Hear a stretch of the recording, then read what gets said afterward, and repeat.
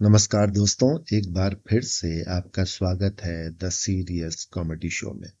दोस्तों, हिंदी में बहुत सारे कमाल के उपन्यास लिखे गए हैं, लेकिन मेरे पसंद के कुछ उपन्यास हैं जिनका जिक्र मैंने इस चैनल पर बार बार किया है। एक उपन्यास है राग दरबारी, जो कि शीलाल शुक्ल जी ने लिखा है, और उस उपन्यास की समरी मैंने आपको इस चैनल में सुनाई है और आपने उसे काफी पसंद भी किया। दोस्तों, मेरा एक और पसंदीदा उपन्यास है, उसका नाम है रानी नागफनी की कहानी। दोस्तों, इस उपन्यास का माध्यम फैंटेसी है और ये हरिशंकर परसाई जी के द्वारा लिखा गया है। इसका पहला भाग मैं पहले ही इस चैनल में सुना चुका हूं, जिसका शीर्षक है फेल होना कुंवर अस्तभान का और करना आत्महत्या की तैयारी। दोस्तों, आप लोगों में से कई ने मुझसे कहा कि इस पूरे उपन्यास को मैं आपको सुनाऊं। इसी क्रम में आज इस उपन्यास का दूसरा भाग मैं आपके सामने प्रस्तुत कर रहा हूं और लगातार इस उपन्यास को आपको सुनाता रहूंगा। जो दूसरा भाग है उसका शीर्षक है टूटना प्रेम राजकुमारी नागफनी का और करना तैयारी आत्महत्या की। पड़ोसी राज्य के राजा राखड़ सिंह की बेटी राजकुमारी नागफनी पलंग पर हताश पड़ी है। दासियां पंखा झुला रही हैं। राजकुमारी की आंखों से आंसू निकल रहे हैं। दाएं बाएं दो दासियां पाउडर का डिब्बा लिए खड़ी हैं। जो ही आंसू निकलता है, दासी उसे पोंछकर पाउडर छिड़क देती है। राजकुमारी का सर गोद में लिए उसकी सखी करेला मुखी बैठी है। पाठकों, करेला मुखी का नाम निरर्थक नहीं है। बचपन में जब उसकी बोली पहली बार फूटी तो पहला शब्द उसके मुंह से गाली का निकला। ये देखकर उसके माता पिता ने उसका नाम करेला मुखी रख दिया। करेला मुखी नागफनी के सिर पर हाथ फेरती हुई उसे समझा रही है। राजकुमारी, धीरज रखो, नागफनी ने सिसकते हुए कहा। कैसे धीरज रखूं? तू ही बता सखी। आज 5वीं बार मेरा प्रेम टूटा है। कितने आघात मेरे हृदय ने सहे हैं। अब तो मैं प्रेम करते करते थक गई हूं, करेला मुखी ने कहा। राजकुमारी, प्रेम का पथ कांटों से भरा ही है, इसमें क्या घबराना। हर घाव का मरहम होता है। एक प्रेम का घाव भी दूसरे प्रेम के मरहम से भर आता है। नागफनी बोली, नहीं, मेरे घाव नहीं भर सकते। एक घाव सूखता नहीं है कि दूसरा हो जाता है। मेरी किस्मत ही खराब है। मेरे देखते देखते ही कितनी लड़कियों ने प्रेम किया और उनका प्रेम सफल भी हुआ। उनके प्रेमियों ने या तो उनसे विवाह कर लिया या आत्महत्या कर ली। उस भानुमति को ही देखो ना, ना अच्छी साड़ियां हैं उसके पास और न ठीक से मेकअप करती है, पर उसके प्रेमी ने उससे विवाह कर लिया। जूही के प्रेम में अभी तक 2 आदमी आत्महत्या कर चुके हैं। एक मैं अभागन हूं, जिसने 5 से प्रेम किया, पर एक भी न विवाह करने को तैयार हुआ और न आत्महत्या करने को। सब ने किसी और से शादी कर ली। अब मैं क्या करूं? मैं ऊंचे कुल की कुमारी हूं। मेरे कुल की नारियां पुराने जमाने से हंसते हंसते आग में कूद जाती थी। मुझे तो पहला प्रेम टूटने पर ही आत्महत्या कर लेनी थी, पर मैंने धैर्य धारण किया। अब मैं हार गई हूं। अब तो मैं आत्महत्या करूंगी। यह सुनकर करेला मुखी कांप उठी, समझाने लगी। राजकुमारी, इतनी उतावली मत करो। जैसे 5 वैसे 6, एक ट्रायल और करो। कल शाम को नगर सेठ का लड़का उड़ाऊ मल तुमसे मिलने आने वाला है। तुम उससे प्रेम करो। उसके रंग ढंग से मालूम होता है कि वो या तो शादी कर लेगा या आत्महत्या। नागफनी हठ करने लगी।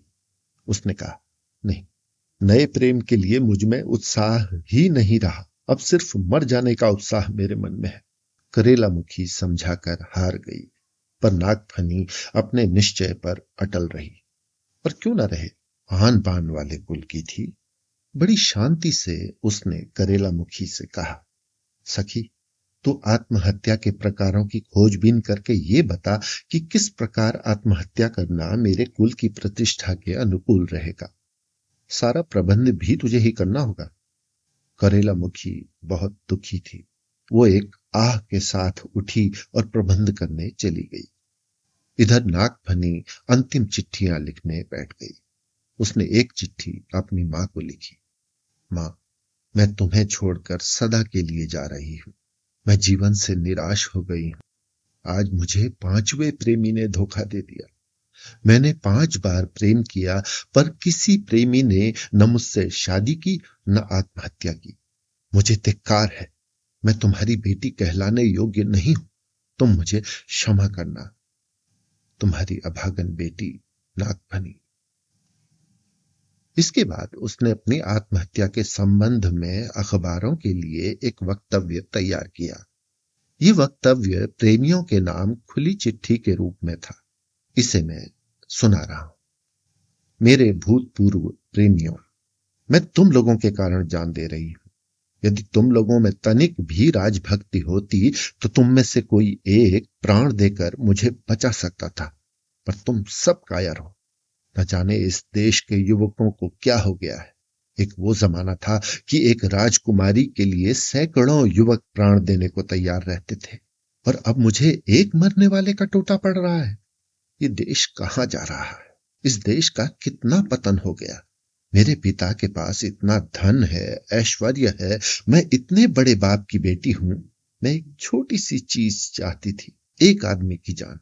पर तुम लोगों की जान इतनी महंगी नहीं है। अगर तुम में से कोई आत्महत्या कर लेता तो मैं अपना प्रेम सफल समझती। आत्महत्या नहीं कर सकते थे तो शादी तो कर सकते थे। तुमसे कुछ नहीं हुआ। मैं तो जा रही हूं, पर मैं अपनी बहनों को सावधान करती हूं कि जब तक कोई पुरुष आत्महत्या या विवाह करने का वादा न करे, उससे प्रेम न करे। हस्ताक्षर नागफनी देवी। अब उसने अलमारी खोलकर अपने प्रेमियों के पत्र निकाले और उन्हें जला दिया। इसके बाद उसने अपने प्रेम पत्रों की नकलें और प्रेमियों के पत्र निकाले। उसने अपनी डायरी पूरी की और पत्रों तथा डायरी को कागज में लपेटकर बांधा और ऊपर राज्य के एक प्रसिद्ध लेखक का नाम लिखा। इस लेखक के नाम भी उसने एक पत्र लिखा। मेरे प्रिय लेखक, मैं प्रेम में विफल होकर आत्महत्या कर रही हूं। मैंने तुम्हारे उपन्यास और कहानियां पढ़े हैं और पसंद किए हैं। मैंने देखा है कि तुम्हें सैनिटोरियम में पड़ी हुई या आत्महत्या करने वाली प्रेमिका अपने पत्र और डायरी भेज देती है और तुम उन पर से कहानी या उपन्यास लिख देते हो। मुझे समझ में नहीं आता कि ये लोग तुम्हें ये सामग्री क्यों भेजती हैं। जहां तक मुझे मालूम है, राज्य की ओर से ऐसा कोई आदेश नहीं है। मैं सोचती हूं परंपरा के कारण ही ऐसा होता है। तुम्हारा 2 साल से कोई उपन्यास नहीं छपा। कारण ये मालूम होता है कि तुम्हें इस बीच किसी निराश प्रेमिका ने चिट्ठियां और डायरी नहीं भेजी। मुझे तुम पर दया आती है। तुम जैसा अच्छा लेखक प्रेमिकाओं की चिट्ठियों के अभाव में मर रहा है। साहित्य की हानि होते मैं नहीं देख सकती, इसलिए ये चिट्ठियां और डायरी तुम्हें भेज रही हूं। इनसे तुम एक उपन्यास और 10-12 कहानियां लिख सकते हो। तुम बहुत स्थिरमती लेखक हो। जो लाइन पकड़ लेते हो, पकड़े रहते हो। वसंतपुर के सैनिटोरियम में, जिसे खुले 5 वर्ष हुए हैं, अभी तक कुल 37 निराश प्रेमिकाएं भर्ती हुई हैं। पर मैंने हिसाब लगाया है कि तुमने अपनी कहानियों में 73 को वहां भेजा है। उक्त 37 में से 25 बच गईं और सिर्फ 12 मरी। पर तुम्हारी कहानियों की सब नायिकाएं मर गईं। तुम्हें न जाने कहां से ये आंकड़े मिल जाते हैं। जो हो, लो ये सामग्री संभालो और इसका उपयोग करो। तुम्हारा भविष्य उज्जवल हो। तुम्हारी प्रशंसिका नागफनी। करेला मुखी बड़ी व्यस्त सी आई। कहने लगी, राजकुमारी, मैंने आत्महत्या की प्राचीन और नवीन विधियों का अध्ययन किया है। पुराने जमाने में आग में कूदने की प्रथा थी। अब भी कुछ स्त्रियां कपड़ों पर तेल डालकर आग लगा लेती हैं। फांसी लगाने और जहर खाने की प्रथा भी है। अधिक भावुक स्त्रियां तो दूसरी स्त्री के अच्छे कपड़े और जेवर देखकर ही प्राण त्याग देती हैं। उस दिन नगर सेठ की लड़की बढ़िया साड़ी और गहने पहनकर निकली तो व्यापारी मोहल्ले में जहां से वो निकलती लाशें बिछ जाती। पर तुम इतनी भावुक नहीं हो और न किसी स्त्री के पास ऐसी चीज हो सकती है जिसे देखकर तुम ईर्ष्या करो। हाँ, पति को छोड़कर। तुम्हें जल समाधि लेनी चाहिए। निराश प्रेमिकाएं भेड़ा घाट के जलप्रपात में कूदकर आत्महत्या करती हैं। तुम भी कल प्रातः काल वहां चलकर घाट पर डेरा डालो और तीसरे पहर तक जल में प्राण विसर्जित करो। पॉइंट टू बी नोटेड, जैसा कि आगे के अध्यायों से प्रकट होगा, वो सामग्री उक्त लेखक को नहीं मिल सकी और उपन्यास नहीं लिखा जा सका। भेड़ा घाट का नाम सुनकर नागफनी कांप उठी, कहने लगी, सखी, वहां तो बड़ा गहरा पानी है, मुझे डर लगता है। करेला मुखी ने आश्वस्त किया, अरे नहीं, डर की कोई बात नहीं, गर्मी की ऋतु में वहां पानी काफी कम हो जाता है। नागफनी का मन कुछ शांत हुआ। उसने करेला मुखी से कहा, सखी, मेरा सब काम पूरा हो चुका। ये चिट्ठियां और ये पुलिंदा दोनों को मेरी मृत्यु के बाद यथास्थान पहुंचा देना। करेला मुखी ने सब सामग्री ले ली। राजकुमारी ने उसे जाकर प्रबंध करने का आदेश दिया, पर करेला मुखी मूर्ति की तरह वहीं खड़ी रही और आंखों से टप टप आंसू टपकाने लगी। नागफनी ने यह देखा तो उससे लिपट गई। दोनों सखियां बड़ी देर तक सावन भादों के रूप रोती रहीं। करेला मुखी ने रोते रोते कहा, राजकुमारी, मैं तुम्हारे साथ चलूंगी। नहीं, नागफनी बोली, नहीं मेरी प्यारी करेला मुखी, तेरे मरने का कोई कारण नहीं है।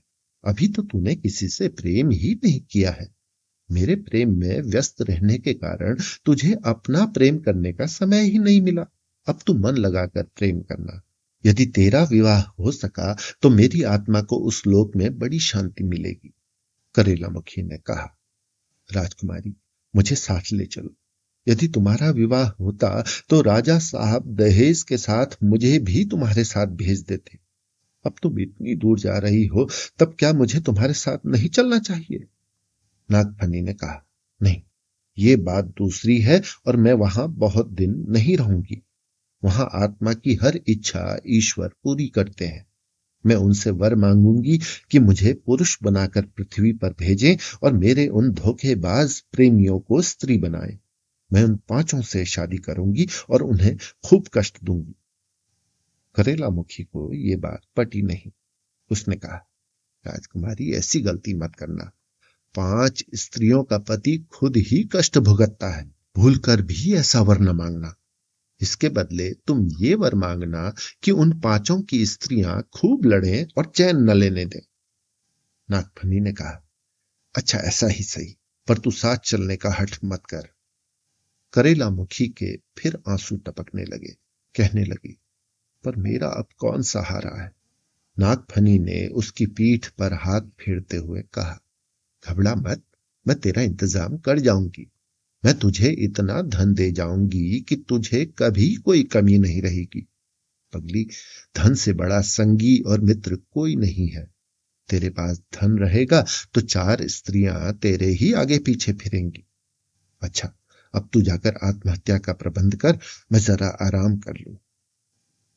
करेला मुखी अपने भविष्य के बारे में आश्वस्त होकर प्रबंध करने चली गई। नागफनी आराम करने लगी। दोस्तों, ये था रानी नागफनी की कहानी का दूसरा भाग। मुझे उम्मीद है कि आपको अच्छा लगा होगा। अगर आप चाहते हैं कि मैं जल्दी जल्दी इसके सारे अंक आपको सुनाऊं, तो प्लीज कमेंट करके मुझे बताएं कि ये आपको कैसा लगा। और अगर बहुत अच्छा लगा तो इसे शेयर करें ताकि ये कहानी बहुत से लोगों तक पहुंच सके।